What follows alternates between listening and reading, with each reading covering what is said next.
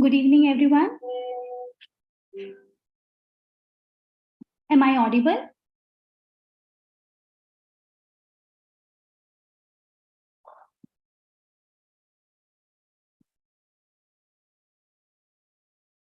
Hello, am I audible?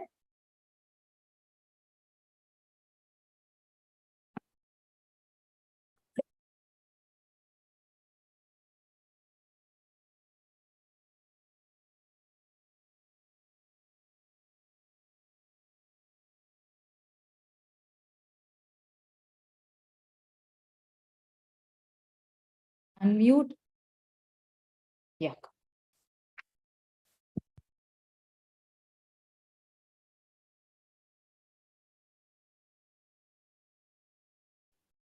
Good evening, Sonia ma'am. Shall we start? Good evening. Am I audible and visible? Yes, ma'am, completely. Oh, wonderful. I think I we should think start. we can wait for a minute and then we can begin, ma'am. Okay, ma'am, as you see.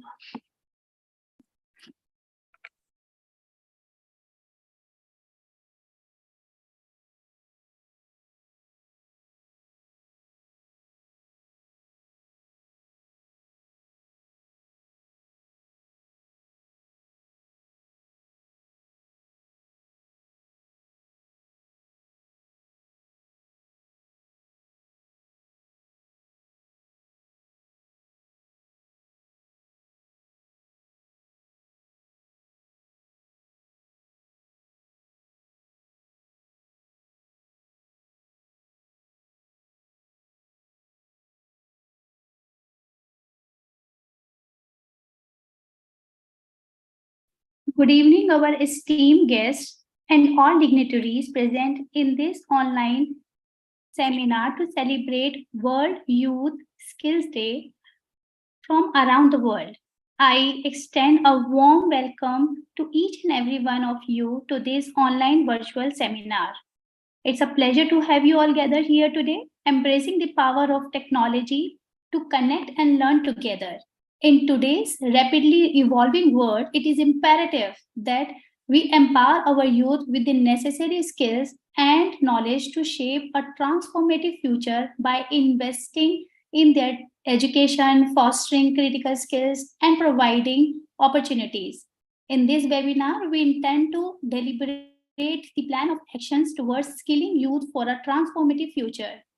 Before commencing the seminar, I would like to provide the important instruction for all the participants to ensure a seamless and enriching experience.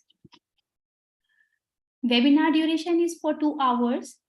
Please follow digital ethics and keep your mic off. Don't write unnecessary message in the chat box. There is no attendance link as attendance is automatically recorded. All candidates who will attend at least 75% of the time will get the participation certificate. In Q&A session, if you will have any questions for honorable guest speakers, you could raise your hand and request to unmute. We will unmute you or write your question in the chat box. Attendance participation certificate will be issued 10 to 15 days after this program. Please don't write email to ICERT before 10 days. Thank you all for your attention and cooperation. Now that we have covered the important instructions for all the participants, it's time to move on to a highly anticipated part of the event. I'm delighted to introduce our distinguished chief patron of the seminar, Ms. Sonia McPherson, who has dedicated her life in promoting research, education, and innovation. She is a prime ambassador by Meti NASFOM, a prestigious program that promotes enthusiastic learners to promote the community around them. Throughout her career, she has constantly demonstrated exceptional performance and bagged many awards and certificates to her name, such as Certificate Course in Science of Wellbeing, Yale University, Global Career Counseling from the University of California, LA, Project Management, Google, Outstanding Leadership Award by Global Teaching Excellence Award. She has also won the National Human Resource Optimization Award at the 33rd World Management Congress, etc. We are honored and privileged to have you among us today. I welcome you, ma'am. The virtual stage is yours. Thank you so much, Ms. Harsha, for kind words and a very warm welcome to all of you. It is with great pleasure and sense of responsibility that I am your chief patron, as arranged by ICERT, a very prestigious and esteemed organization. Today, I would like to address a topic that is not only close to my heart, but also the one that holds the key to all nations' transformative future: skilling youth.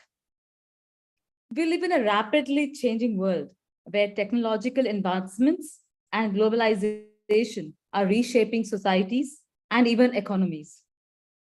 The challenges and opportunities that lie ahead demand a highly skilled and adaptable workforce. Our youth, who represent the future of all the nations, must be equipped with the necessary tools and knowledge to navigate these complex waters. Skilling our youth is not merely about providing them with job-oriented training. It is about empowering them to become agents of change. It is about fostering innovation, creativity, and critical thinking. Also enabling them to tackle the problems of tomorrow. Skilling is an investment in our youth and ultimately an investment in the future of our nation. Ms. Harsha, over to you. Thank you so much, ma'am, for telling us the importance of skilling youth for a transformative future. Your vast knowledge and experience in this field will provide us with invaluable insight and guidance on how we can collaboratively work towards building a skilled and resilient generation. Thank you so much, ma'am. Now, I would like to welcome our distinguished guest speaker, Mr. Trent Myhylock, a renowned figure with a remarkable expertise and achievement through his career. He is a lecturer in the Department of International Relations, Ho Chi Minh City, University of Foreign Language, Information Technology, Ho Chi Minh City, Vietnam. He has a vast teaching experience of 20 subjects related to politics, diplomacy, division, and specialized English course. As a community welfare assistant, he assisted the Indian community living in Vietnam under overseas citizen protection and constantly worked towards promoting Indian culture for the Indian community. He has an impressive track record of various awards such as Certificate of Merit in Creative Movement, Scientific Research in Ho Chi Minh City, second prize in the 15th Annual Eureka Scientific Research Student Awards, Certificate of Merit on having outstanding achievement in study. He has published over 16 research papers in ISSN and ISBN journal in Vietnam. It's my privilege to invite Mr. Law on this virtual platform to deliver a lecture on enhancing Gen Z's integration ability in the context of globalization, a case study of community project. I welcome you, sir. The virtual stage is yours. Yes, thank you so much for your kind word, for introducing about myself. Good morning, Hassan Sama. So now can I share my screen and start my lecture? Yes, sir. Please go ahead. Yes. So can you see clearly on my slide? Yes, sir. Yes, okay. Good evening, ladies and gentlemen, and distinguished organizing committee, invited speaker, and all participants who joining the international webinar organized by International Council for Education, Research, and Training. First of all, let me introduce myself. My name is Trần Mỹ Hải Lộc, and now I'm the Deputy Head of Department of Diplomatic Politics at Faculties of International Relations at Ho Chi Minh City, University of Foreign Languages and Information Technology in Vietnam. And my expertise in foreign policy analysis, global issues, and defense diplomacy beyond academic. So I'm also the co-founder of 3C Global Academy and host of 3 community projects for young generation in Ho Chi Minh City. And through all my organized event, so I have witnessed the change of the awareness of young generation in Vietnam to become the global citizen. So today I'm so honored to deliver my public lecture focused on enhancing Gen Z integration abilities in the context of globalization, a case study of community project. And I'm deeply so grateful to the organizer for providing this platform on the occasion of World Youth Skill Day for us can share our valuable insight and contribute to young generation on this special holiday. So as you may know, Gen Z who born in a world where technologies and globalization are closely connected and has a unique opportunity to connect the people from various culture and background, and they can access the information, communication tool, and the global network that a river generation like me could imagine in our head only.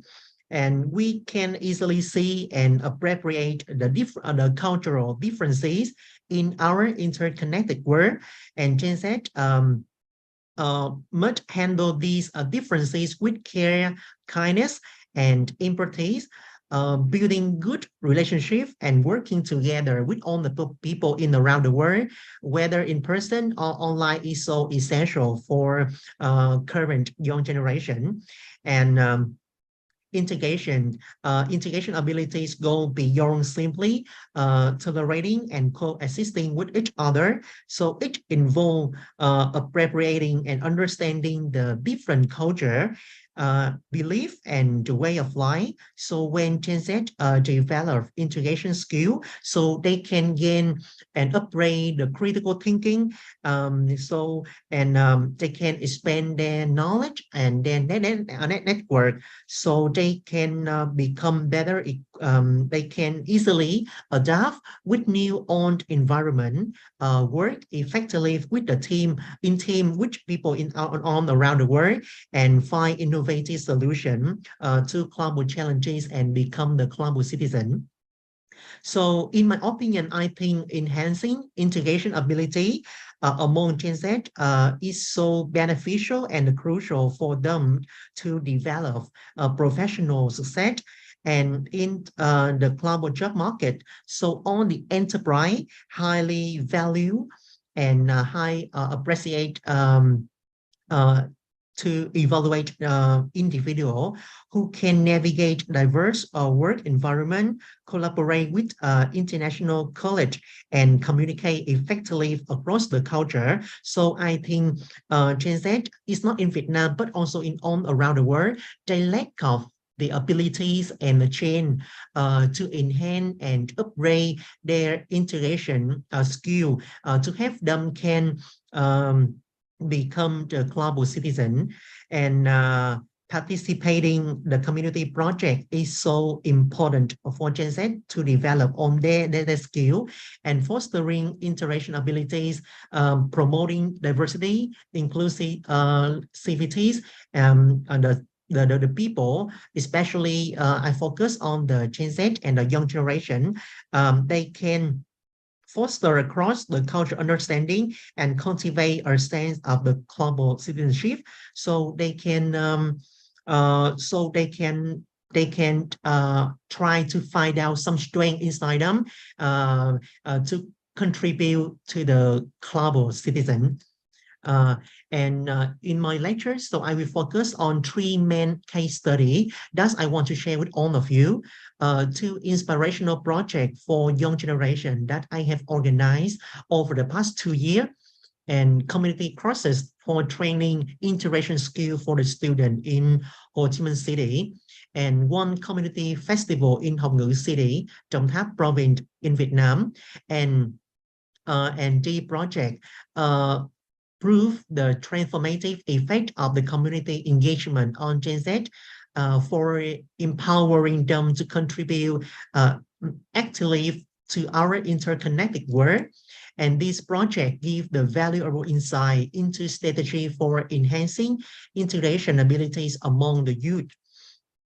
So as you can see on my slide, so this is my first project for students, and these projects were coined in 2021, and I have choose the YouTube platform because at that time YouTube are so popular in Vietnam, and I think through this platform I can approach the young generation, and I can share on my experience and my motivation to younger generation easily. And this is a trailer, episode 1, episode 2, episode 3, and episode 4. So you can see the number of viewers has been steadily increasing throughout each episode, from 5,900 viewers to 20,000 viewers after after three weeks. Yes, nearly one month.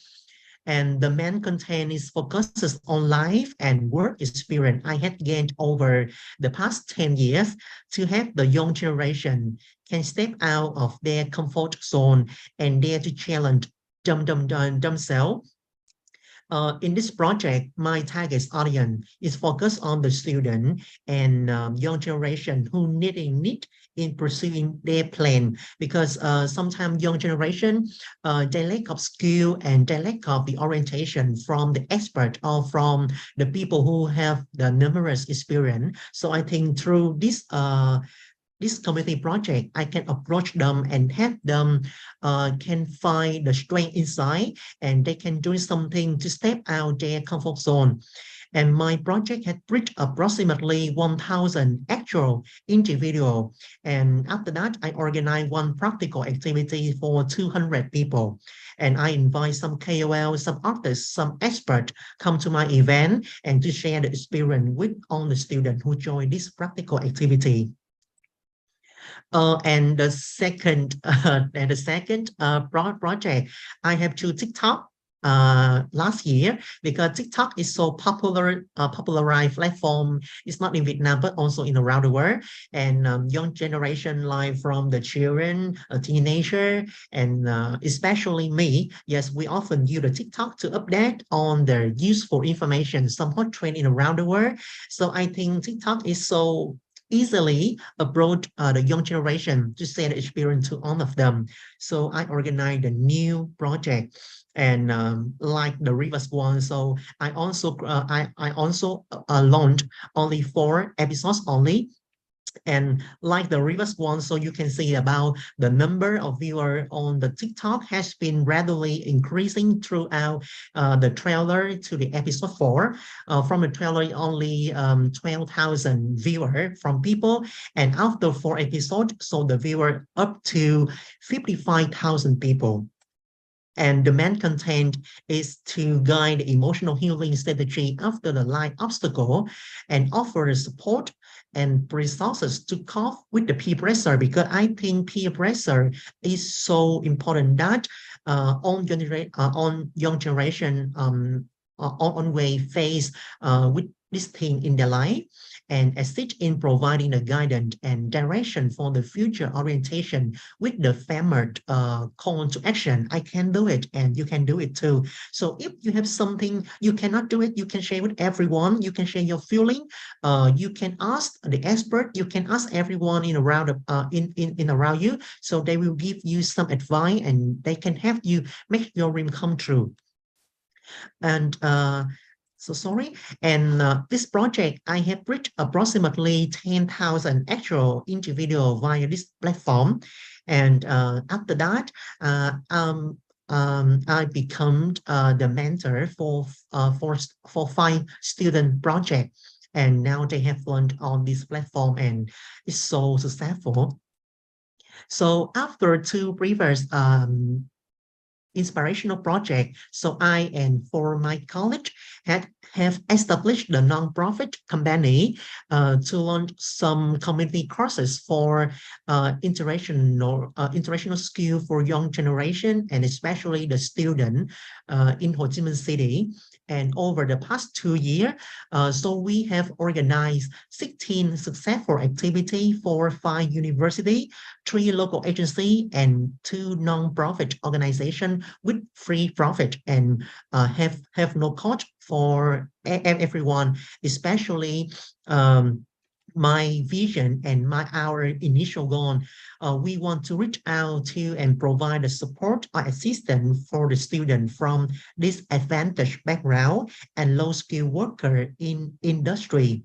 So you can see in this photo, so we have come to 5 university to share on the new updated skill for a student. So how to integrate in the international market.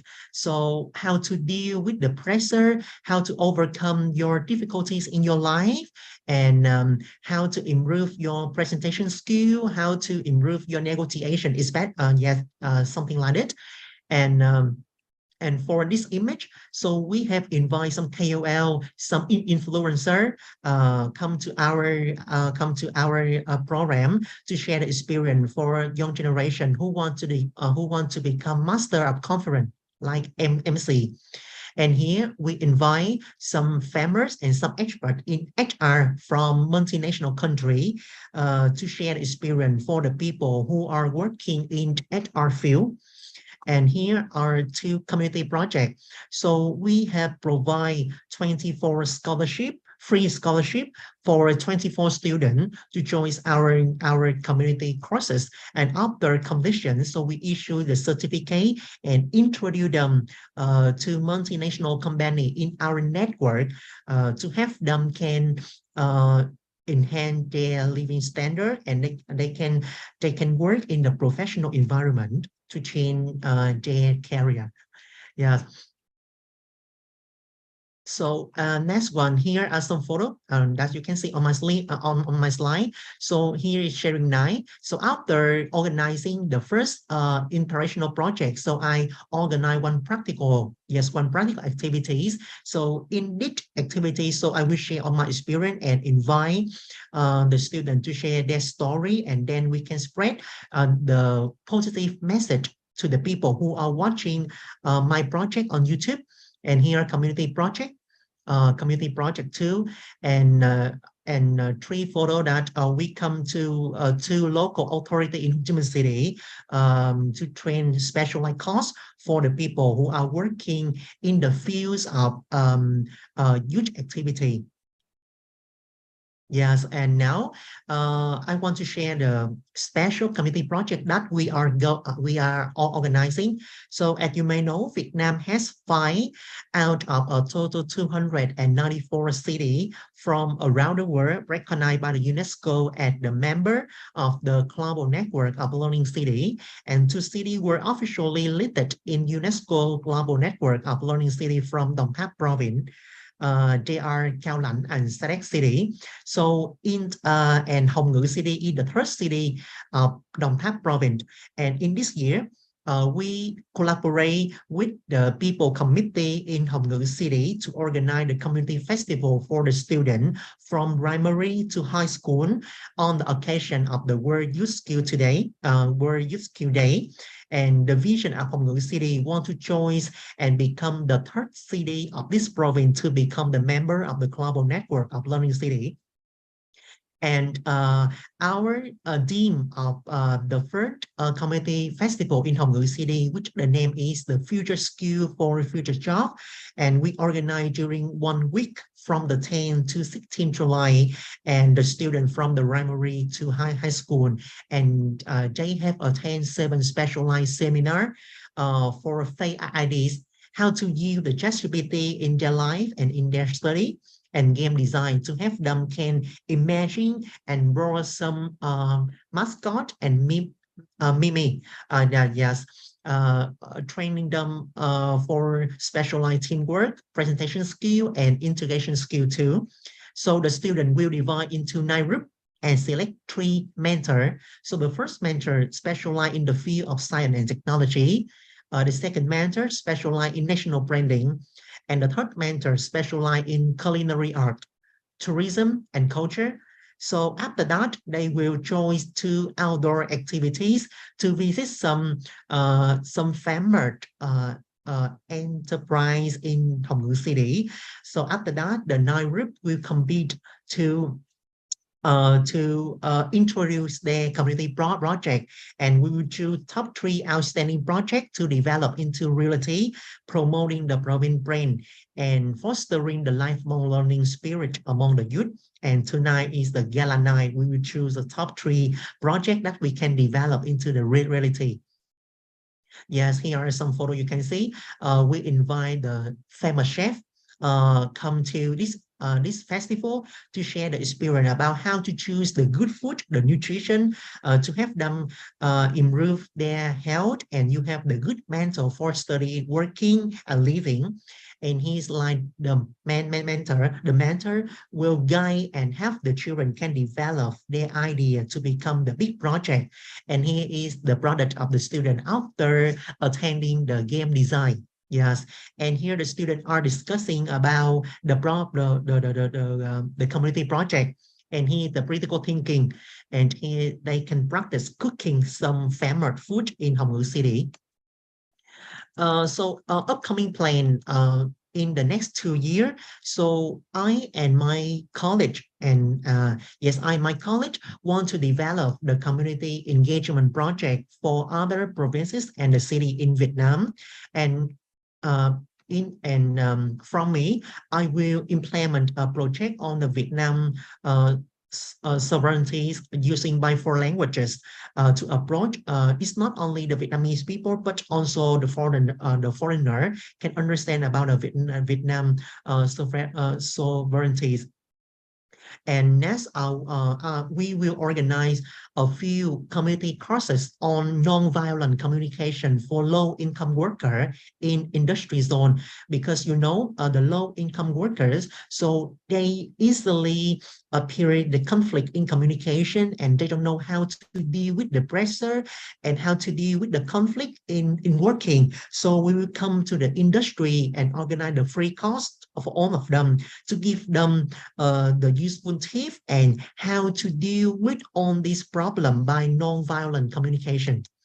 And we will organize the community event called educational theater to bring historical knowledge to young people through drama and film. So in this event, so we will try to spread the motivation and the inspiration and the knowledge in historical background and the culture and Vietnamese culture to the people, especially young generation.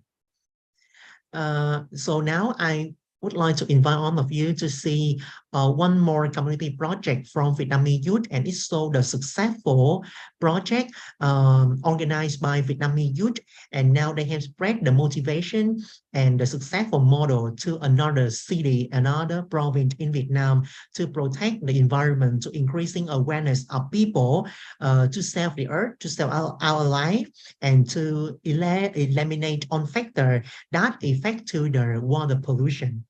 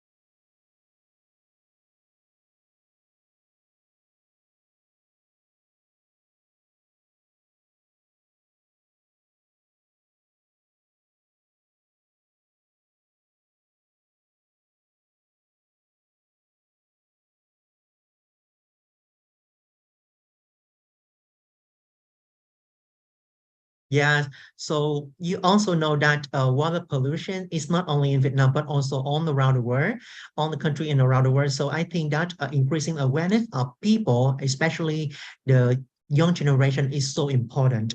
And through this platform today, on occasion of World Skill Day, we really want to spread our motto and share the experience about this thing to all of you. And we think that this is a good time for young generation to protect our earth and eliminate all the factor that affect to our life.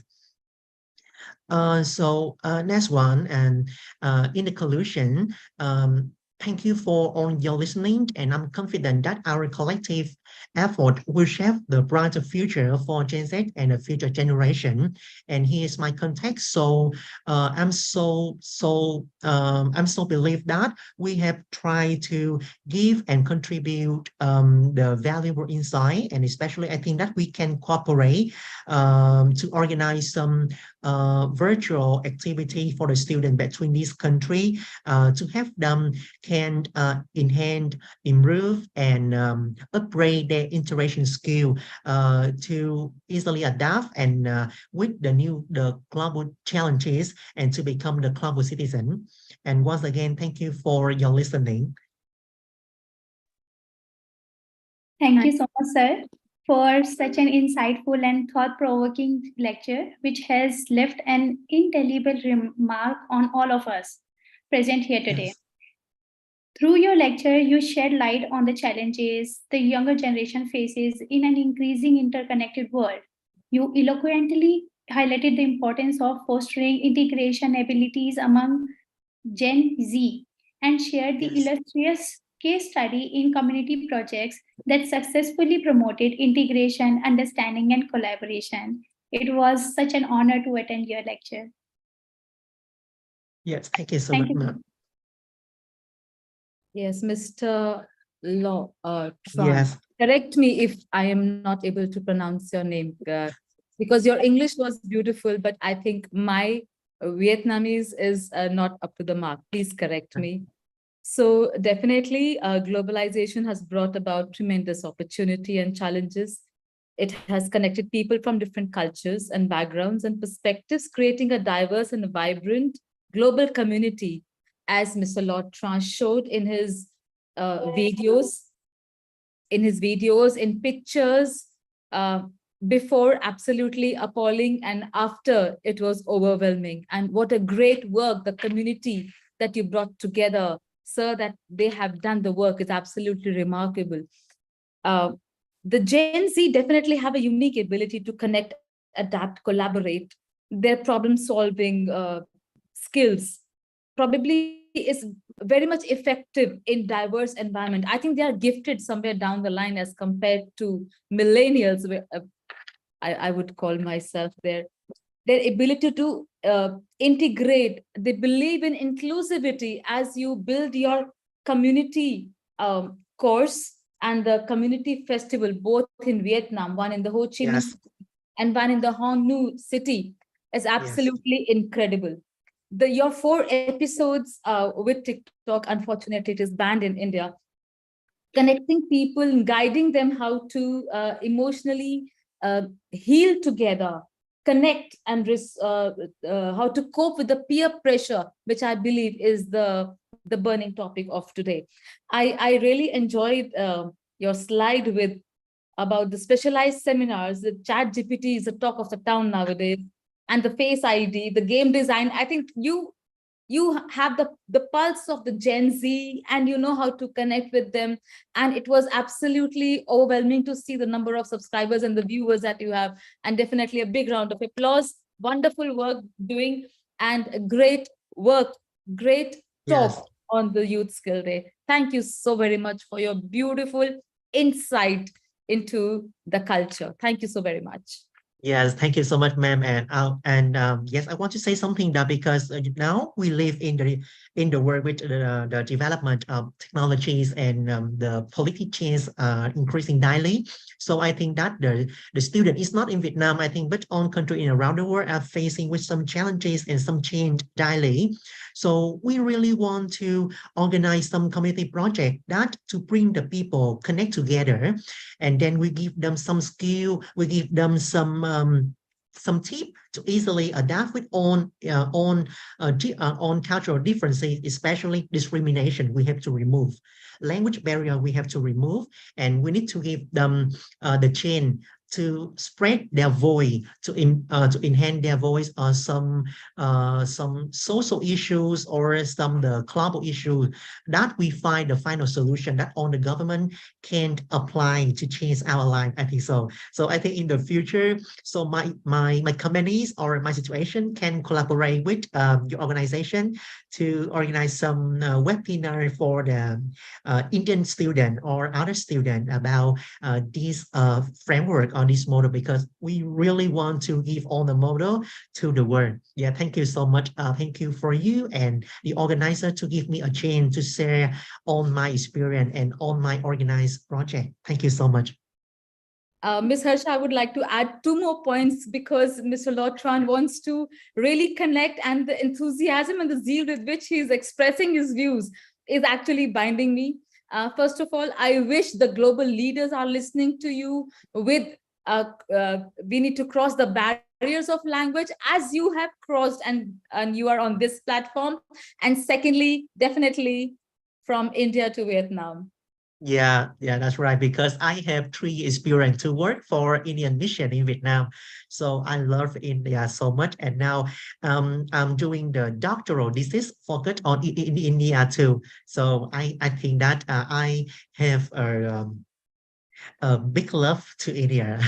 Thank you so very much. Over to Yes. you, Ms. Harsha. Thank you so much, sir. The chat is full of your appreciation. They really like or enjoyed your presentation. Now, let's move to our next distinguished guest speaker is Dr. Abraham Melki, an assistant professor and director of international relations and strategic partnerships, Debre Tabor University, Ethiopia, with a special interest in the ancient history of the black race. We are privileged to have you as our keynote speaker today as we delve into the fascinating topic of embracing the elixir of wisdom, nurturing the youth to withstand the tempest of adversities and opportunities of the 21st century. The stage is yours, sir. Abraham, sir.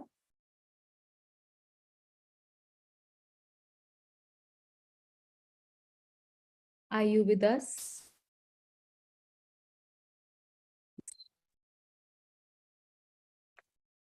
Someone raised his hand. Anas Abdullahi, I guess. Probably by mistake. Mhm. Maybe my mistake.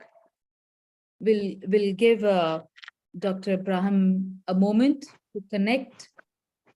And looking at the swelling numbers of our participants, Ms. Harsha, I think we're crossing, we're about to touch 200. So that's really wonderful, our swelling numbers. Yes. Yes. Do we have Dr. Abraham with us? Would anyone? Or we can move on to our next speaker and we can come back to our key speaker too, if that is fine with everyone. But I need to know if the guest speaker 3 is ready. Yeah. Hello. Yes. Yeah. Good afternoon, ma'am. Myself, Professor Kumar. Good afternoon, Mr. Bhupendra. I can see your name flashing and I can see you also. You are our key speaker 3. Good afternoon, sir. Hello. Yeah. Yes. Good afternoon, sir. Good afternoon. Dr. Abraham there? Actually, he's about to join. The link we got an email. Basically, there is problem working there, so he just requested me. And then Oh, I found wonderful. We will another wait. link. I think everyone is patient enough to accommodate. We all faced certain issues with the link. I believe there was Yeah. the link was a little faulty, and but looking at the numbers, it has been a beautiful fault. We will wait for Dr. Ibrahim. And if Yeah, he's about to join. I have shared him link. oh, wonderful! And Thank you so much, Dr. Bhupendra, for your support. We will wait from Ethiopia.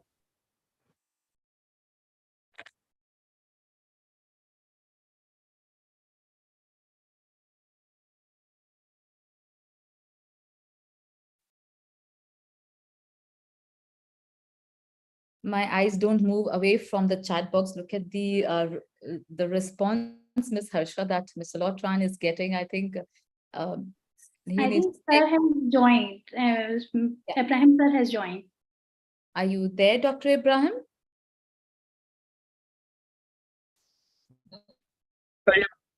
Yeah. Now I'm. Yeah. I managed to Oh, join. It wonderful. was very Kumar shared me the link. No problem. Everyone is waiting patiently to hear you. Over to you, and all the best. Okay. Thank you, madam. I had a PowerPoint to share my screen, but I joined from my cell phone, so it's not possible for me to share. So I will read my PowerPoint from my laptop and speak from my cell phone. Okay. Yeah. So shall I continue? Yes, sir, please. Okay. My title, as I shared before, is just embracing the exile of wisdom, nurturing the youth to withstand the storms of adversity and opportunity of the 21st century. So, as you know, this century is a century of abundant opportunities and abundant challenges. And the youth is just in a tempest. Then, so the younger generation must be properly cultivated and nurtured to withstand and then cruise through this tempest. And my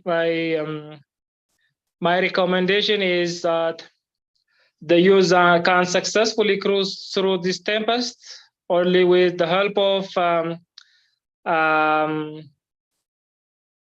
ideas and principles of great minds in the previous centuries. Because I believe that a society, a community, people in a certain period of time need a leader who leads them in idea. Otherwise, quite a large section of the world population or any society is a follower. Only few people are capable of pointing to the right direction.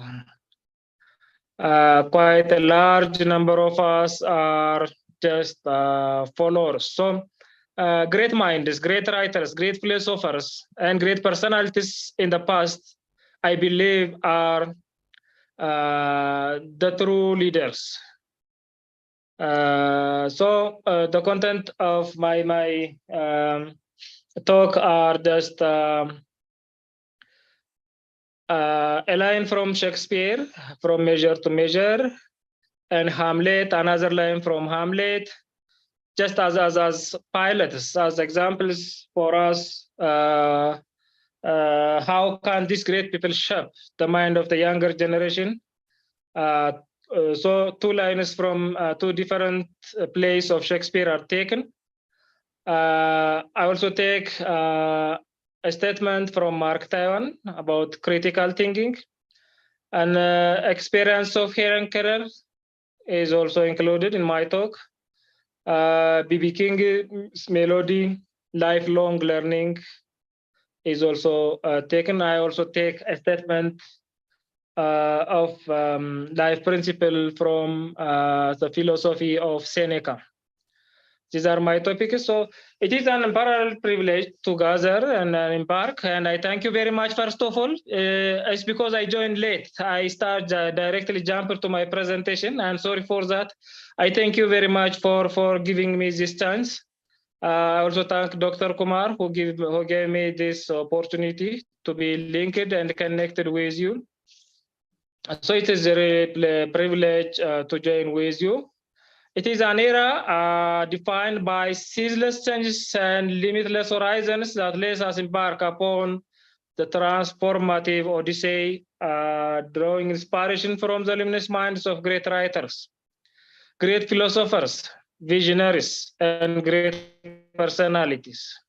So this is because I believe that following the lead of the great minds is really a reliable means to arrive at the desired destination. Okay. So through the complexity of their beautifully crafted words, beautifully articulated ideas, these great people will give us life principles, life philosophies, which can enable us to cultivate our young generation so that they can stand with the storms of the 21st century. This is a century which I believe is full of both opportunities and adversities. So let me take a line from Shakespeare, from Measure to Measure. In Measure to Measure, a character called Lucio says this: our doubters are traitors and make us lose the good we of might win by fearing to attempt. So this century, which provides both the opportunities and the threats, will put us in doubt, which, as Shakespeare rightly put, are traitors, because they may lead the younger generation may get confused and fail to decide which way to follow. So ideas of this kind, expressions of this kind, because they are put also in a very great suspensing and beautifully crafted narratives, they have the capacity to shape the younger generation so that the generation can successfully avoid this behavior of doubt, uncertainty, in this inconclusiveness and open-endedness, so that they can define their own life with confidence.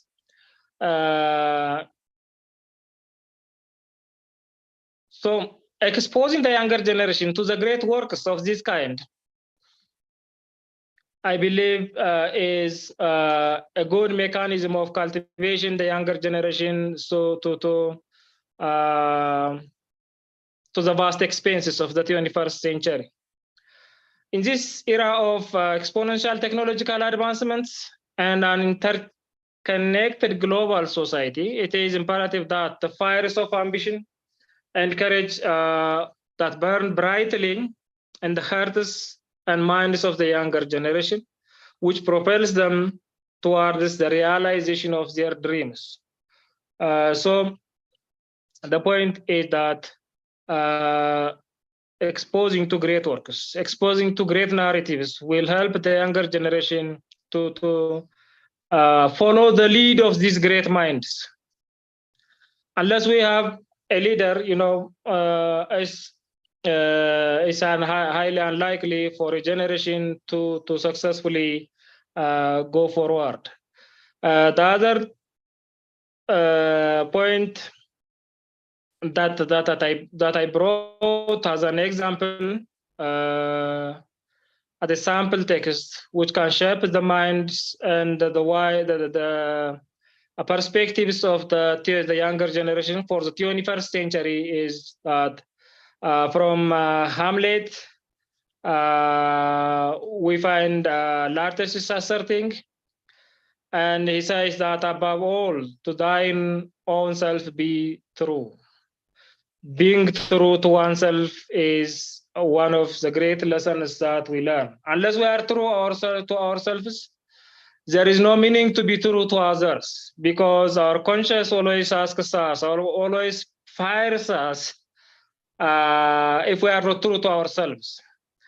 So this way, exposing the younger generation or preparing the great works from art, literature, architecture, history, and philosophy will help the younger generation to prepare itself to the coming age.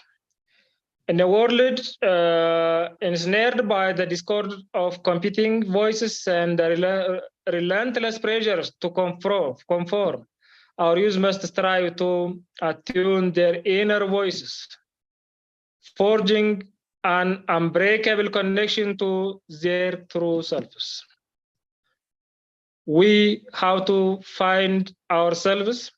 For example, the problem in Ethiopia, for example, in the higher education, is that people choose a discipline to study, which they believe is that they can earn more money, not of their own interest. Every young baby, every small baby dreams to be a doctor or a pilot or an engineer, nothing more than this.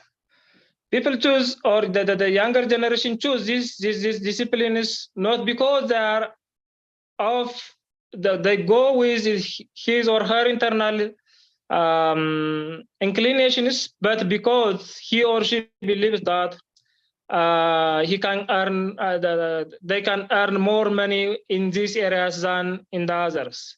Then they study hard, they join these disciplines, and at the end of the day, they will lose themselves because their natural inclination may be writing, their natural inclination may be farming or painting.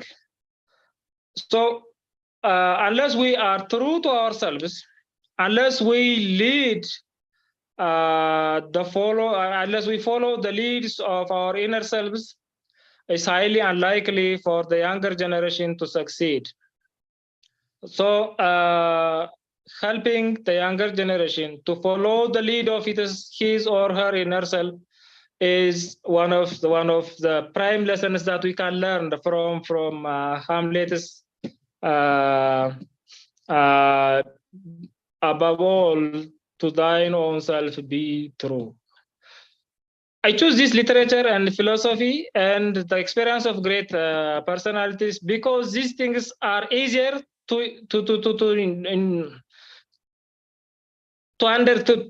understand. I mean, to memorize and understand easily and quickly. Because one of the ways our brain works is through narratives. So because they are put in a narrative, they can go in line with the way our brain works, and they can easily be understood and memorized and changed into action. So these are not the only, but people in the Ministry of Education and the social media, people who are engaged in the didactic purpose, including UNESCO and other organizations, they must focus on teaching the younger generation uses through the experiences of the younger generation is the other message. The other line I took is from Mark Twain, the great American philosopher. Mark Twain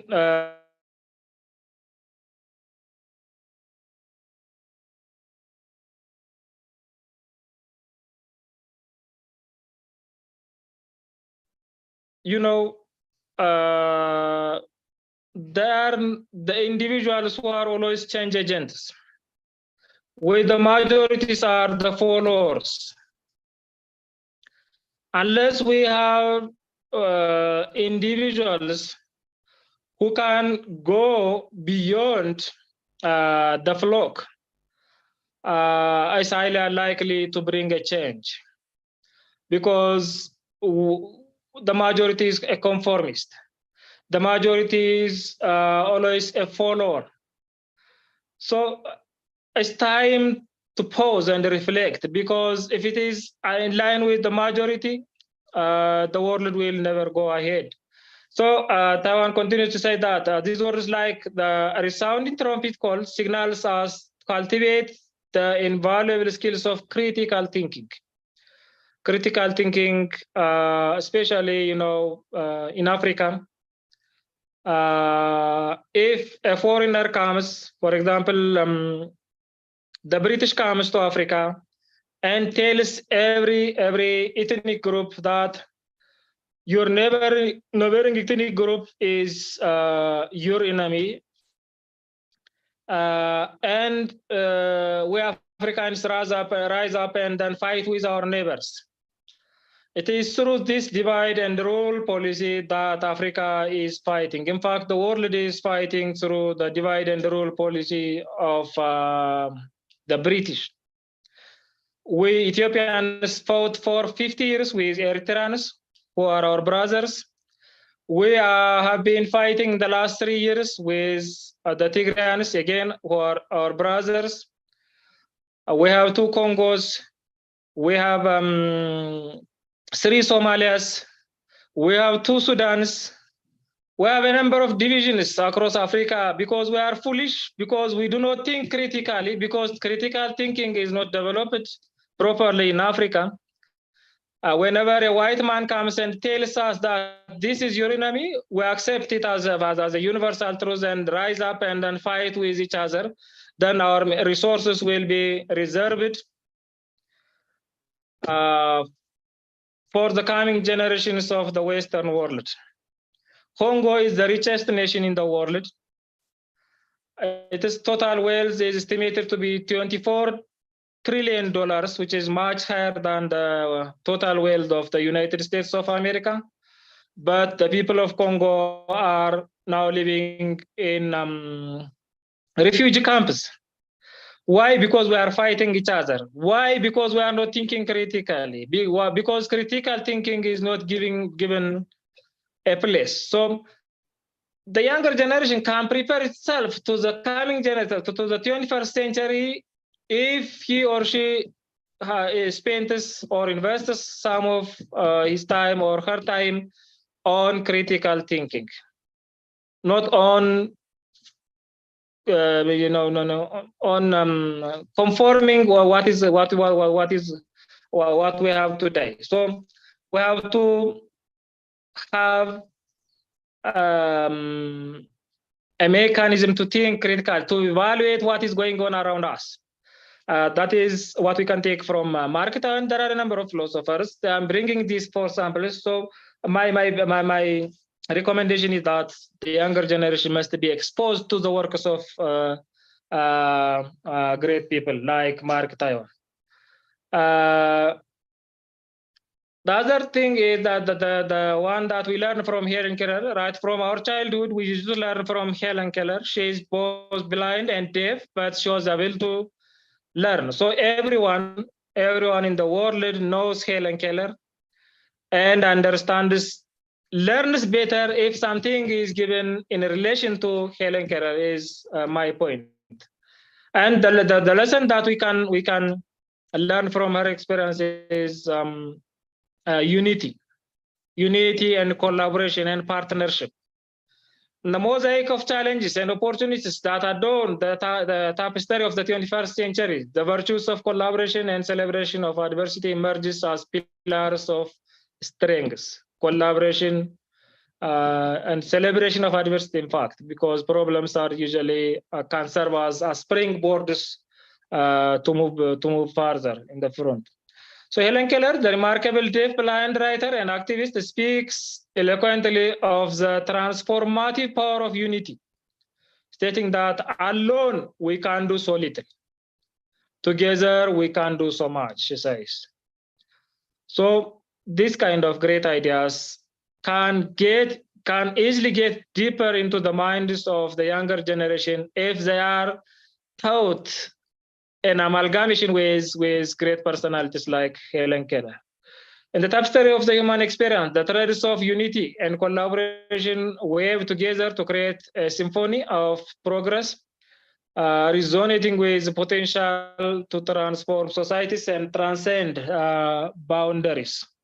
So it is wise to use great personalities and teach great lessons in the experience in collaborating. I mean, in amalgamation with great personalities.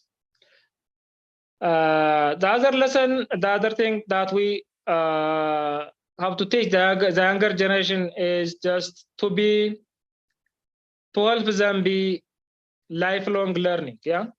Our youth must embrace the concept of lifelong learning, a perpetual odyssey of professional growth and skill acquisition that extends for far beyond the confines of formal education. Every day, if we know, we learn a lesson. Especially this day, the 21st century had a very great opportunity to learn from everywhere. We don't need, for example, a son of my friend, usually his teachers complain that he doesn't attend class, but he always scores A. And his father is always angry that because his friends always report that your son doesn't attend class. And my friend asked his son, why don't you attend class? You are my son, I'm a professor, and you are a son of a professor. You have to be disciplined and attend classes. The son responded that, I'm not attending class because I know the teachers of my teachers. Because I can access from my laptop, I can access from my cell phone and from my tablet, not only my teachers, but also the teachers of my teachers. So it is a blessed era if we know how to access everyone whom we learn from. So we not only learn from classrooms, but also we can learn from everyday experience, and we are accessible to everyone who is capable of teaching us. In an era, in an era defined by relentless change, where the skills deemed essential today may become outdated tomorrow. Our young minds must cultivate an insatiable thirst for knowledge. They must update themselves every day. They must embrace the art of adaptation, remaining open to the new ideas and technologies, and thus positioning themselves at the forefront of innovation. So this is one of the great lessons that is necessary to survive in the 21st century. Updating oneself every other day. The other thing is just taking challenges as advantages, which is taken from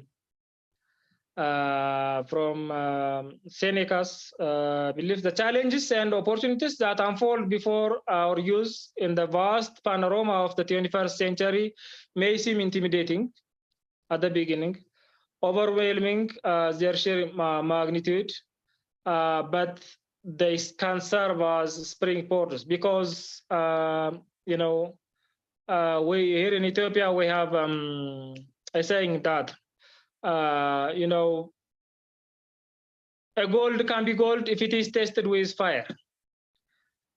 Unless we test it with fire, we are not sure that whether it is really a gold or not. So a youth who has not passed through challenges and difficulties is not really a full man or a full woman, because it is through challenges that his real self can come out, so that he can become, a dependable person, a person who can stand by in his own, a person who can find solutions in the midst of challenges. So exposing the younger generation to problems, in fact, is a very good way of teaching the younger generation. For example, I have to, when I was young, in my high school days, I had to travel 40 to 50 kilometers per, about 80 kilometers per week, carrying my weekly ration. But my daughters now can travel only 30 meters a day.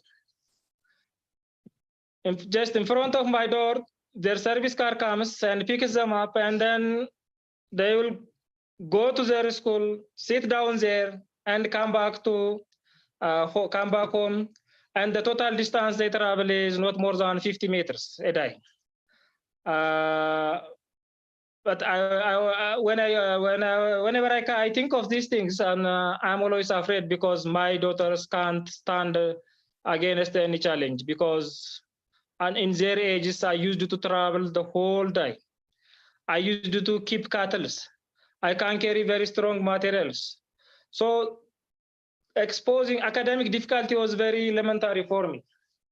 So this generation must expose itself to something that are challenging. In conclusion, the challenges and opportunities that define the 21st century demand action, adaptability, and unwavering belief in the inherent power of our youth. We must have phases. We must give them assignments. We must trust them so that they can be strong, defendable, and independent beings, and prepare themselves for the coming generation. For the 21st century. Together, let's equip our young minds with the necessary tools, knowledge, and mindset to shape a future that is inclusive, sustainable, and brimming with boundless possibilities. Is my final recommendation. I thank you very much. I can't share my PowerPoint. Sorry for that, because I'm speaking from my cell phone. Once again, I thank you very much for giving me the opportunity to speak.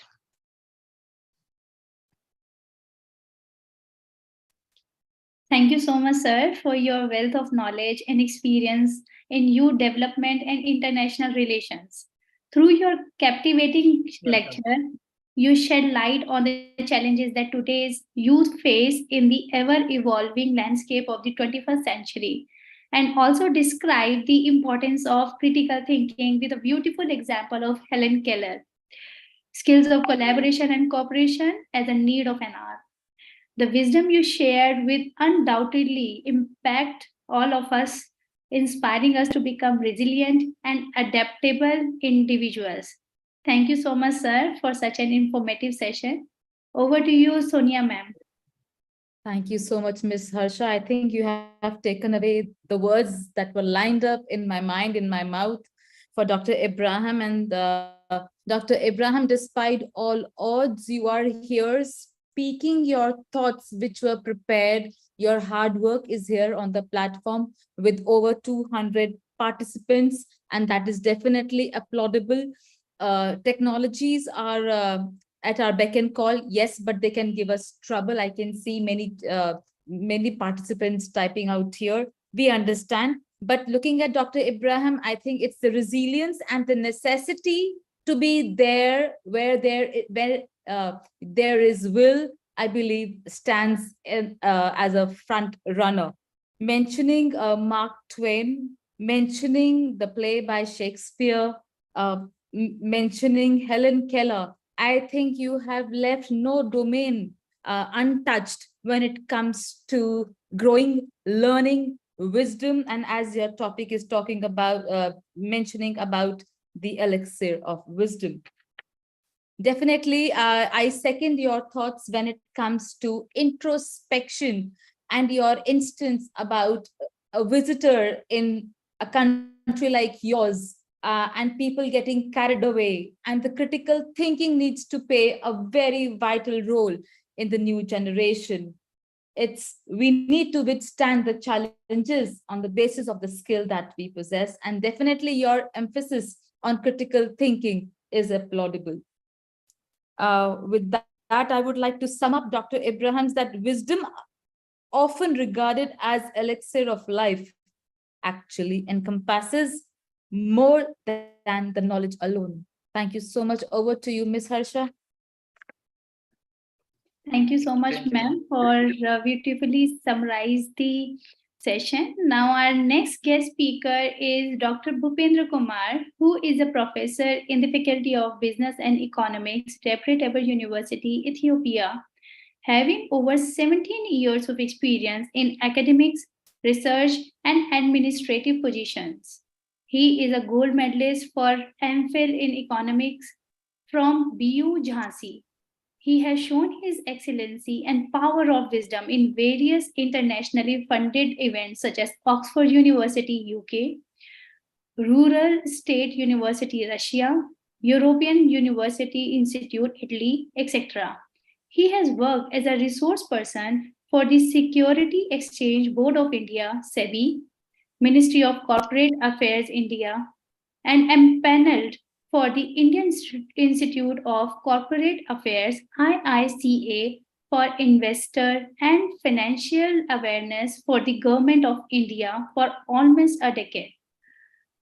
He was also awarded Global Best Teacher by International Social Science and Management Welfare Association. It's my privilege to invite you for your lecture on the future of human intelligence with the collaboration of artificial intelligence, the next frontier in world academia.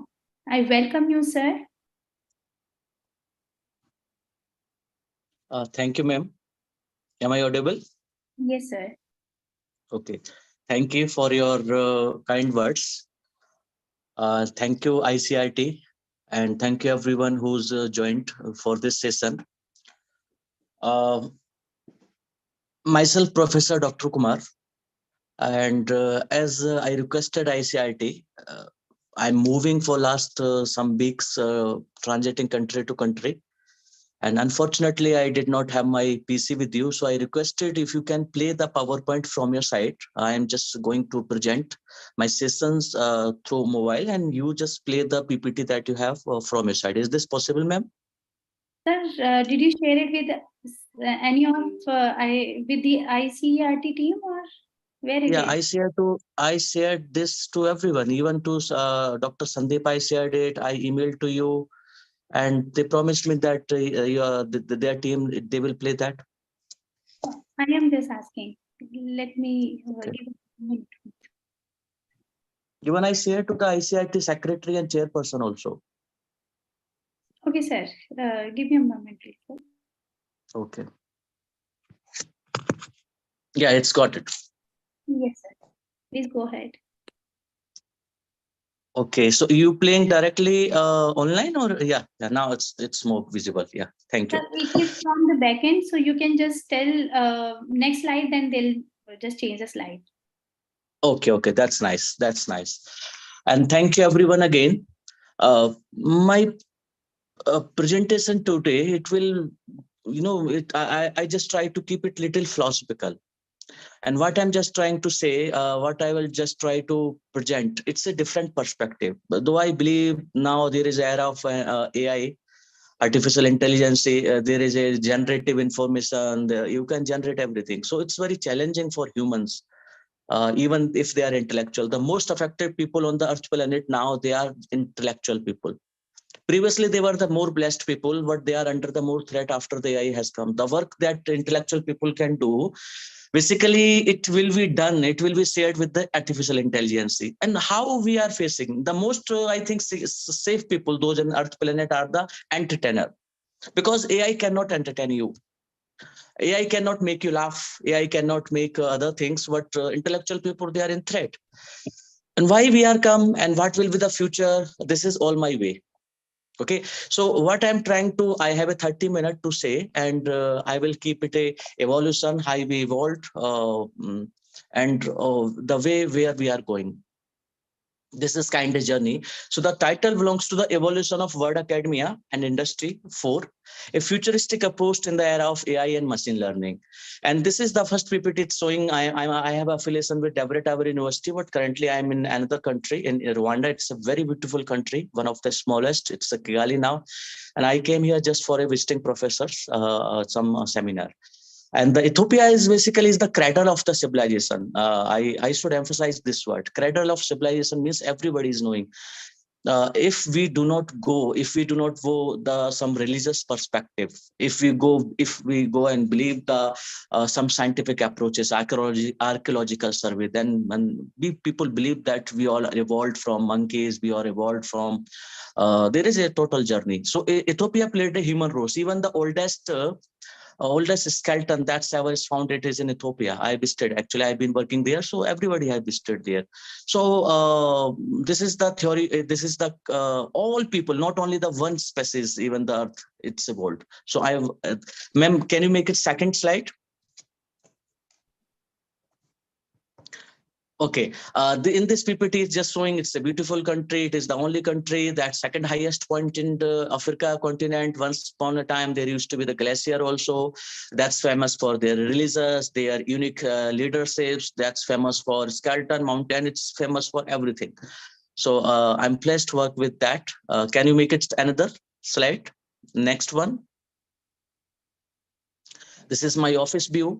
This beautiful, as I told, its average temperature is 10 to 15 degrees because I work on the mountains, Mount Simeons. 70% of Ethiopia geographically is a cold place. It's still 30-35%. It's a hot place like it's some Somalia, but it's a very beautiful. You believe me, I've been in Europe and other country, but I appreciate its weather, people. It's though there are problems, but still I have the great love for Ethiopia. Next slide, please. Okay, ma'am. As I told, we are evolved.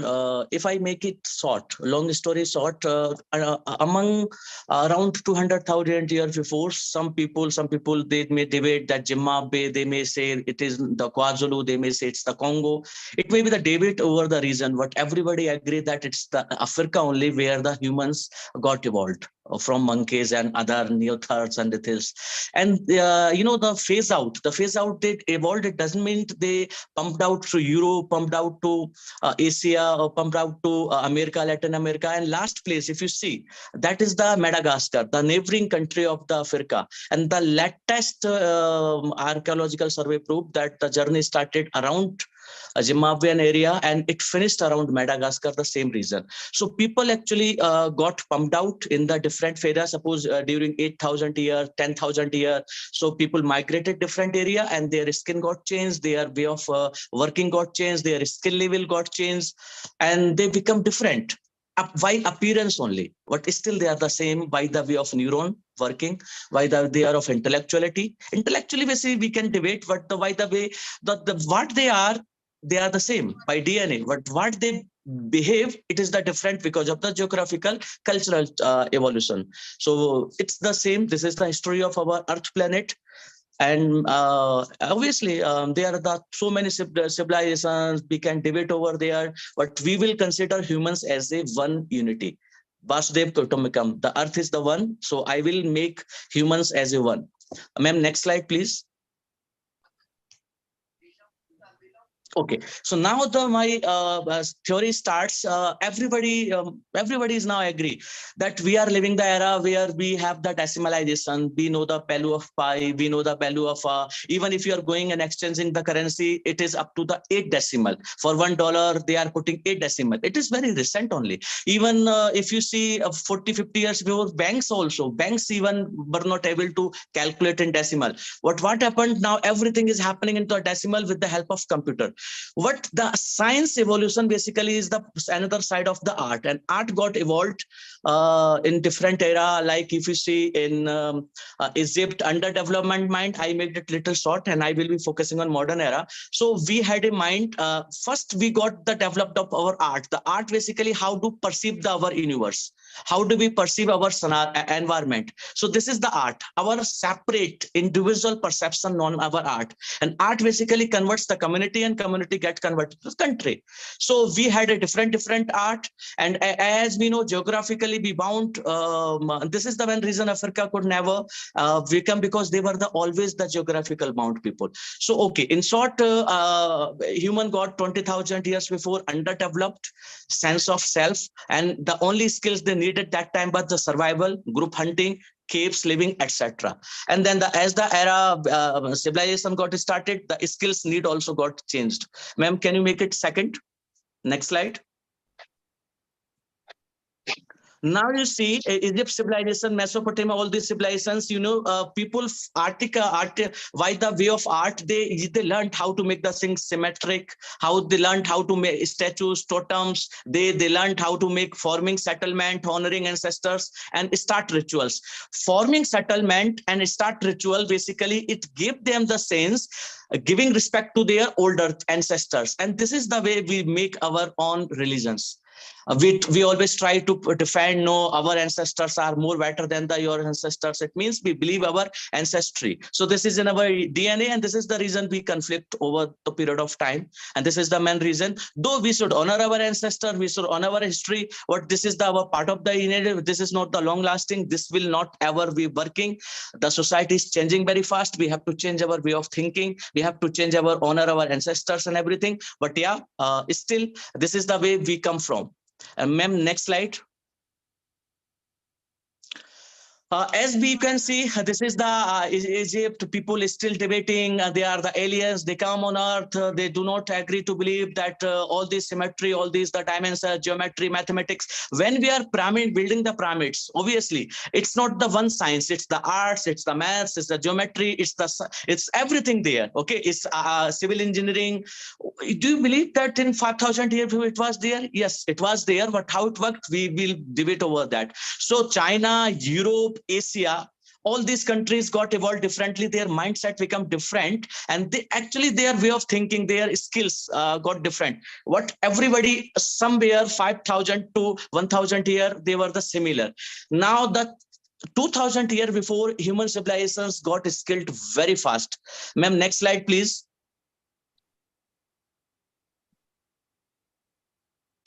Okay, as you know, written communication plays a different role, and I saw you now. We started our journey and sent symbolization, and symbolization still has the biggest role. As I can say it, if you communicating oral communication, you can travel. Your voice can travel very slow.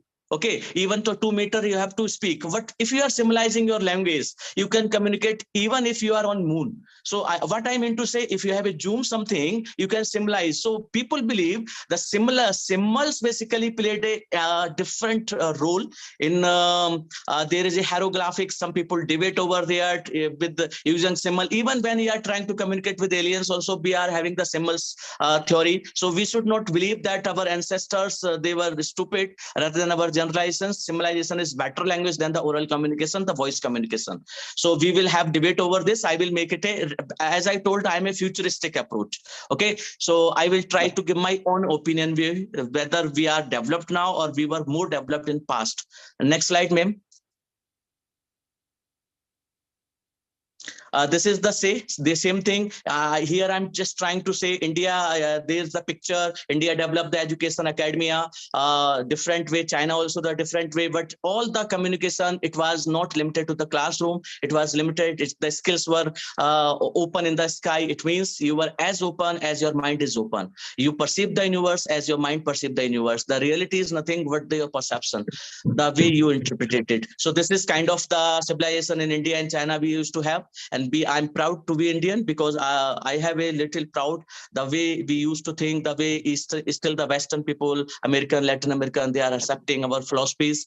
So I still agree. And I will conclude in last that how we somewhere is the far better comprehensive. So next slide, please. Okay, I will be little fast. You see mathematical ratio, even if you see your answers, pyramids or all these architecture, they are exactly up to the decimal point 9. Golden ratios, they got developed. Okay, it doesn't mean that if we are using the computers and everything now, critical thinking, no. We have always used all this critical thinking in past, and all these things can be proved by the evidence of the architect, by the evidence of the way we lived, by the evidence we perceived, we drafted our written communication. So it's not the science that is evolving, it is us that we are evolving, it is us that we are changing our perception. So you should have a proud past, then you should have a proud future. Next slide, please. These all are the evidences all around the world that prove that how much intellectual, how much scientific we always used to be. Next slide, please, ma'am. Okay, now it is the rise of the academia. What actually happened in last 300 years when the British era started, when the Europeans colonized all around the world, they colonized in their different way. Their different way means if you see endless quest for ourselves, gradually art evolved formal education, realism versus artistic ability, ability to virtual reality, and education. Modern way of education is nothing but the assembly of education, like a 4-edge system of machines. When you are in grade 1, grade 2, grade 3, the education system, they are putting something in your mind as an assembly line. And all mind basically used to similar. The diversity they have lost. Disagreement still is the part of the education. What is disagreement is not happening the way it used to be in previous. So obviously education at 2022, reality with accelerated techno cryptic enable web-based virtual reality. So the today's generation, I personally believe in last 20 to 30 years, we are the fast accelerated ever-changing world. The challenges are on every human mind. As much you are exposed to the current changing scenario, as much you are under the threat. So until you do not know how the world is changing around you, you cannot make yourself capable for the future. So skills basically are evolving. The need from the society basically causing you if you are the first one who come realize that, oh, I need this skill, you are the most successful. But if you are the second one to realize, so two things: first you realize, then you accept. People are just get in the somewhere midway. What should I become techno engineer? Should I become crypto engineer? Should I trade crypto? Not. So they are in dilemma. What I try to say, no, but is fast accelerated, and you have to first realize, and you have to accept, and you have to make your skill change. Our DNA works in such a way that we are capable to change ourselves if we agree. But some religious educations make us stuck in our beliefs. I am not against beliefs, but our beliefs basically are the stuck into somewhere. And being a believer is never going to make you succeed in terms of economy, in terms of fast accelerated. But yeah, it can give you peace. But being a believer, it cannot make you succeed in economically. So if you are seeking success in terms of money, in terms of appearance, recognition, you have to deny your believing system. Next slide. And that is basically is academia. Academia is not against belief system. Academia is in support of the scientific approach of the challenging your thoughts. And you see here, I will make it very slow. Education 1, 1917s era, when the steam engine come, education 2, education 3, basically is innovative. When people believe to say become innovative. No, the era has gone. Now education 4 always emerging. Okay, so education 4 means, okay, innovative era has gone past. Still, some people think. Now, if you see, the person should have a stakeholder. Everybody is a stakeholder, not the university, not the colleges, not only the government, everybody. Person has become the stakeholder. And if we see, I am trying to make it tools and tech. Previously, it was fast, better, and cheaper, but now it is fast, the best, and intelligent. So you see, previously management left brain, then they start using right brain, then they start education 1 means start using education 3 means whole brain. And now what is the brain we are supposed to have? Accelerated learning. So brain is only a sense, is an organ of the consciousness. Okay, brain is not causing the organ consciousness. Brain is the organ that that feel the consciousness. So you understand in education 4, accelerated learning is the, if you are that much of capable, you can be more succeed. I'm trying to prove Elon Musk. I'm trying to say Mark Zuckerberg. I'm trying to prove how these all people successful that much of are they accelerated learning? Yeah, they are somewhere. And then our goal previously process based, then exhibitor based, then skill based, but now it is a human based.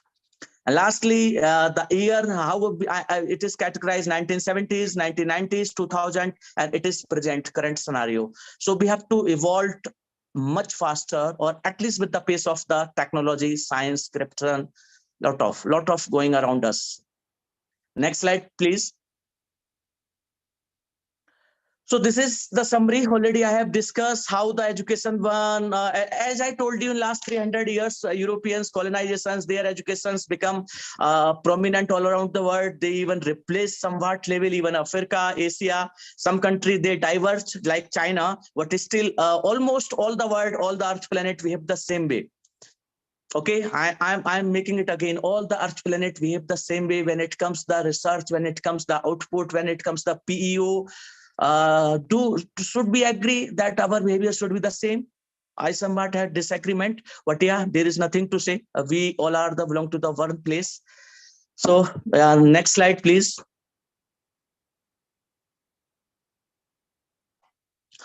And yeah, this is the research that got published 2050. Okay, the most skills that is required: analytical thinker and innovation and complex problem solving. And in 2015 it is complex problem solving. So these are the some skills those got aligned. Okay, in that was cognitive flexibility, negotiation, service orientation, judgment. Now there is a shifting priority, and so you go and find it, tell how we have to be. Now it is not. Yeah, ma'am, please.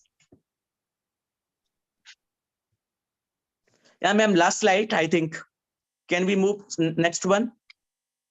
In the era of this, everybody should be aware of all these skills: cloud computing, mobile technology, machine, 3D printing. Everybody's, I think, learning big data, data analytics, RFID technology, and cognitive computing.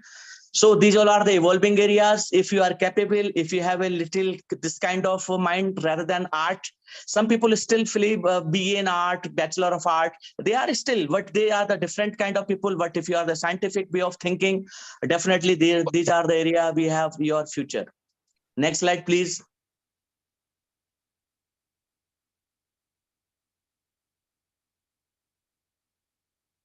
So yeah, artificial intelligence, machination, this is the future. And some people believe by 2030, 40, most of the people, they may not be threatened because of the employment, because we all are even in European, last month, they have passed some regulatory framework. Okay, there are the 4 different category. I do not have time to go in detail how the Europe is the first who tried to regulate the AI and MI, artificial intelligence and machine learning. As I told, our human mind, neurons basically are same way can be replaced by the machine learning. So there is nothing to emphasize, but yeah, we have to behave the same way. Yeah, ma'am. Next slide, please. Kindly mute your device, please. Any of the participants? Okay, ma'am. And this is the last slides. Thanks.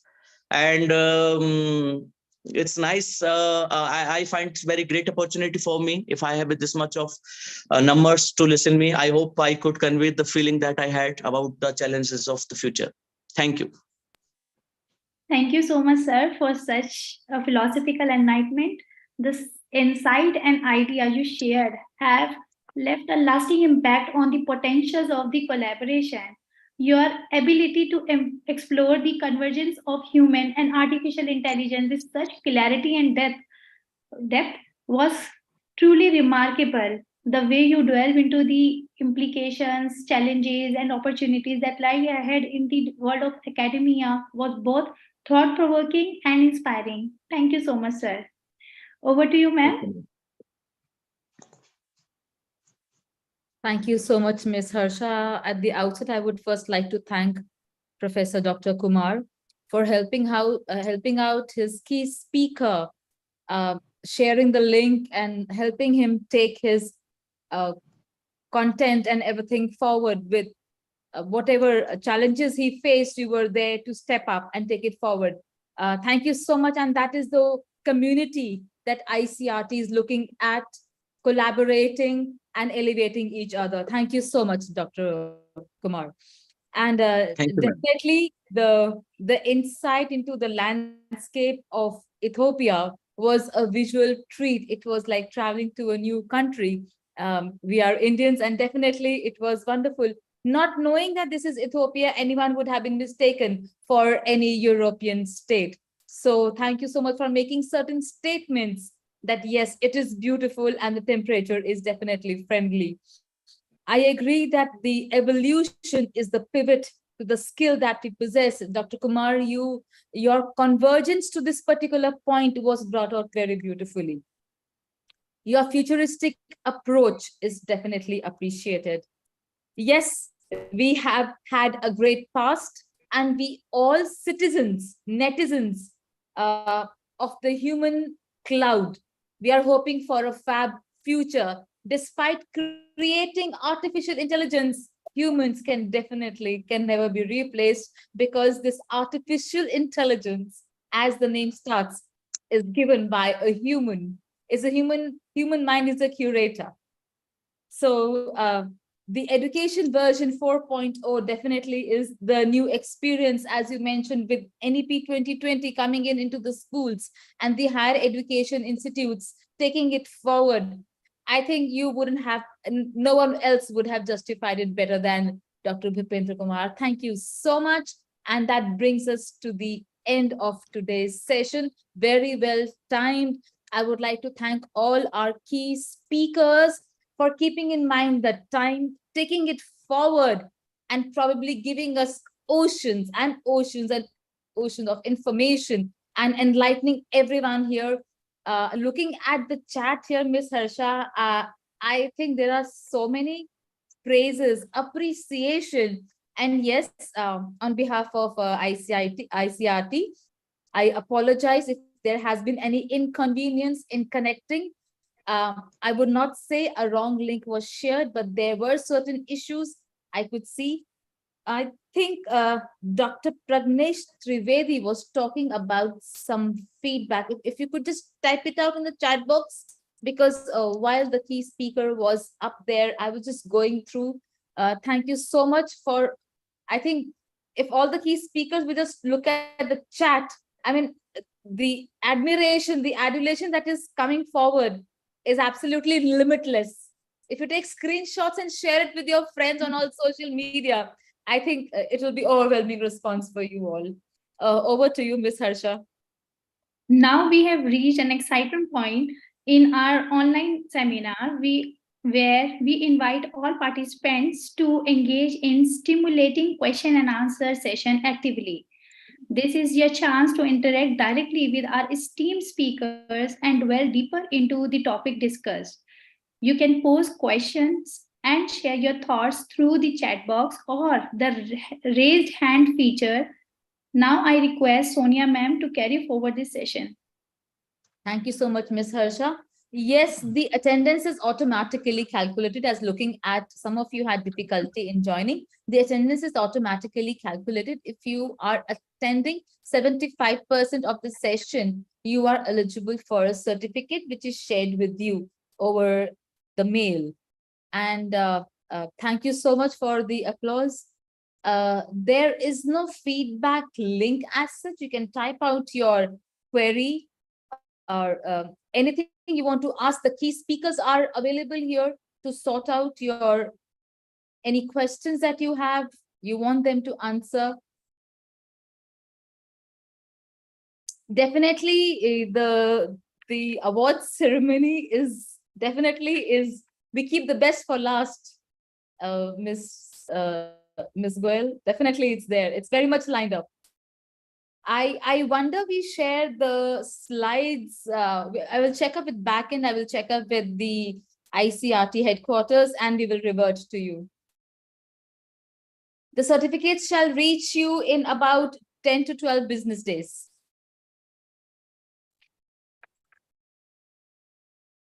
Definitely, we are looking at the insight of the recordings to be made available. This is recorded to keep intact the sanctity of the show, and we have a well-behaved, cultured talk here. We will definitely look into it. Thank you so much for your kind words. You would like to have the PowerPoint presentation? I think we need to keep the copyrights. Oh, thank you so much, Dr. Rajput, for your kind words. Ma'am, kind words coming from Dr. Rajput for you and for myself. These PowerPoint presentations are made with, I think, a lot of hard work, a lot of hours go into preparation of that. We will request the key speakers, if they are keen to share their work and make it visible in some form, we will definitely revert to you.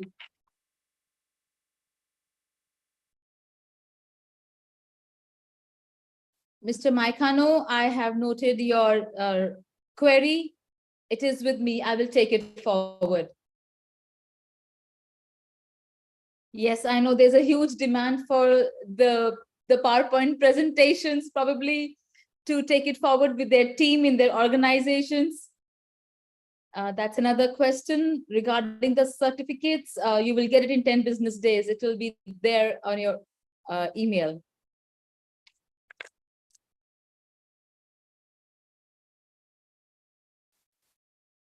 Dr. Swati has a query. Are you asking a particular key speaker? She has a query if we can have handouts on critical thinking and skilling youth. Would any key speaker would like to answer this? Can we have handouts on critical thinking in skilling youth? Dr. Kapoor, I'm taking your question forward. Would any key speaker would like to answer this question? If there could be some links, if you have gone through, you would like to share it here on the chat box. Definitely, we are looking at, Ms. Harsha, there's a query for when the next seminar will take place. There's a lot of hard work in having a show like this, where we have over 200 participants across the globe. It is definitely in the pipeline.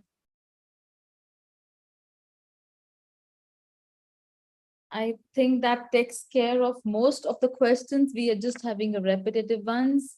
Ms. Harsha, you have anything to share, or else we can take the show forward? I think, ma'am, one query is unsolved right now. The question you read about critical thinking. Yes, any key speaker would like to take it forward. If you can share some links on critical thinking, a handout, probably a link, a resource or a link. If any key speaker would like to share, you're more than welcome. Till the show ends, probably you can share it here on the chat box.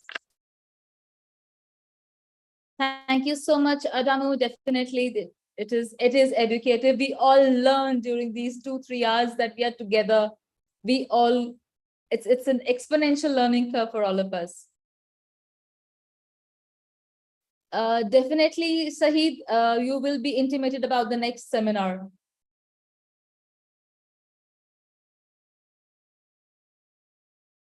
Thank you, Ogunjobi, for appreciating. Yes, Bello, we will have the edition very soon. It's all in the pipeline. We are working on it. I think we're all good. Ms. Harsha, can we just take it forward to the next segment of our evening? Sure, ma'am. So before moving to the next session, I request my backend team to kindly get ready with the PPT slides containing the list of Global Youth Icon awardees. I request backend team to play the PPT so that I can announce the name. Global Youth Icon Award is bestowed upon a young individual who has demonstrated exceptional leadership, innovation, and a profound impact in their respective fields by becoming a role model for countless others. Now so let's move to the next slide. Yes, so Global Youth Icon Award goes to Mr. Tran Mai Hai Lok, Deputy Head of Section of Diplomatic Politics, Ho Chi Minh City, University of Foreign Languages, Information Technology, Vietnam. Congratulations, sir. Next slide. Yes. Dr. Abraham Milki, Assistant Professor and Director of International Relations and Strategic Partnership, Debre Tabor University, Ethiopia. Congratulations, sir. Thank you. Next slide. Dr. Ramesh Sirohi, Deputy Director, Institute of Law, Kurukshetra University, Kurukshetra. Congratulations, sir. Next. Miss Neeta Goyal, Academic Head, Alliance International School, Banor, Punjab. Congratulations, ma'am. Next, Mr. Anchit, PhD Scholar, Shri JJTU, Rajasthan. Congratulations, sir. Next, Dr. Mandeep, Associate Professor, School of Law, Galgotias University. Congratulations, sir. Next, Dr. Swati Kapoor, Vice Principal, Takshila Model Senior Secondary School. Congratulations, ma'am. Next, Miss Saida Tamanna Yasmin, Research Scholar, Assam Don Bosco University, Assam. Congratulations, ma'am. Dr. Satish Kumar, Assistant Professor, FGM, Government College, Adampur. Congratulations, sir. Next, Dr. Rajesh R., Associate Professor, Faculty of Science and Humanities, SRM Institute of Science and Technology, Chennai. Congratulations, sir. Next, Dr. Ranjit Kumar Painam, Associate Professor, Kalam Harandre Reddy, Institute of Technology, Andhra Pradesh. Congratulations, sir. Mr. Ahmed Abi Abdi Warsam, Animal Science and Marketing, Gulu University, Somalia. Congratulations, sir. Professor Polkami Ola Sumbo Oredi, Provost, Postgraduate College, Let City University, Nigeria. Congratulations, ma'am. Mr. Jawari Vikum Rumesh Jalat, Assistant Commissioner of Examination, Department of Examination, Sri Lanka. Congratulations, sir. Mr. Wasim Akram, Research Scholar, Vellore Institute of Technology, Amravati, Andhra Pradesh. Congratulations, sir. Y.M. Raja Muhammad Faridul Halim, PPK, PGN, NRECC, Malaysia. Congratulations, sir. Dr. Ismail Olaini Muraina, Lecturer, Lagos State University of Education, Nigeria. Congratulations, sir. Dr. Delight Omoji Idika, Senior Research Fellow, University of Calabar, Nigeria. Congratulations, ma'am. Dr. Anakwe Antonia Letia, Lecturer, University of Calabar, Nigeria. Congratulations, ma'am. Dr. Nidhi Shekhawat, HOD, Department of Zoology, Vedanta PG Girls College, Rajasthan. Congratulations, ma'am. My apologies if I mispronounce any of the names. Now, this session has come to an end towards vote of thanks. On the behalf of the organizing committee members, it's my privilege to extend vote of thanks at the conclusion of the remarkable online seminar. Today, we have witnessed abundant knowledge, insights, and discussions that have undoubtedly enriched our understanding of the subject matter. First and foremost, I express my deepest gratitude to our esteemed guest speakers who graced us with their presence and enriched the seminar with their valuable expertise and thought-provoking presentations. Your passion, research, and commitment enlightened us and provided a solid foundation for further exploration and growth in the respective fields. I would like to thank our organizing secretary, Dr.